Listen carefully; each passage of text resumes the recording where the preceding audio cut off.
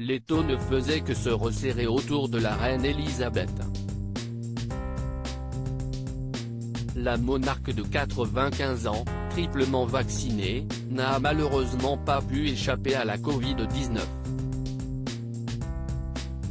Ce dimanche 20 février 2022, le palais de Buckingham a annoncé qu'Elisabeth II a été testée positive au Covid-19 mais ne présente que des symptômes légers comparables à ceux d'un rhume.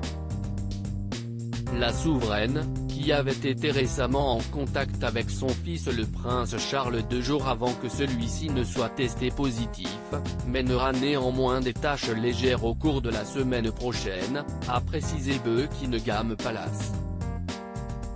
Mercredi dernier, la reine Elisabeth avait confié avoir du mal à bouger, lors de son premier engagement public en personne depuis sa rencontre il y a 8 jours avec le prince Charles, qui avait été testé postérieurement positif au Covid-19.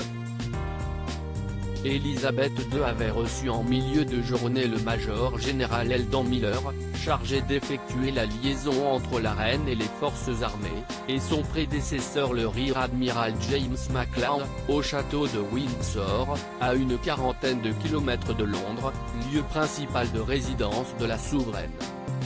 Une vidéo de la rencontre montrait la reine les accueillant debout, souriante, portant une robe à motifs, avec une canne dans les mains. Comme vous pouvez le voir, je ne peux pas bouger, avait-elle déclaré montrant son pied ou sa jambe gauche. Selon l'agence britannique PA, la reine souffre d'une légère raideur.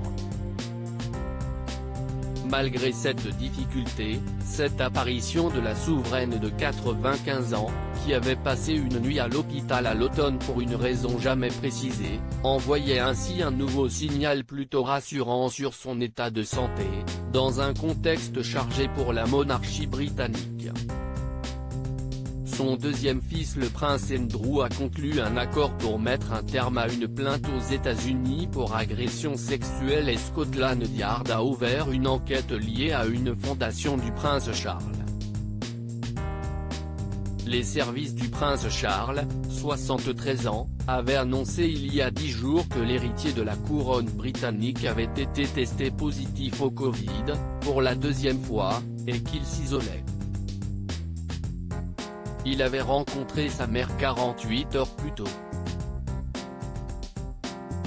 L'entourage de la monarque avait alors indiqué qu'elle ne présentait aucun symptôme, sans vouloir dire si elle avait été testée positive ou négative, alimentant l'inquiétude. Quelques jours plus tard, Camilla, 74 ans, épouse du prince Charles, a fait savoir qu'elle avait également attrapé le Covid.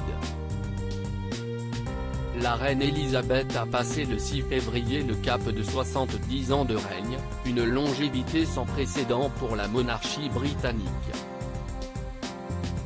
4 jours de festivités sont prévus pour célébrer son jubilé de platine.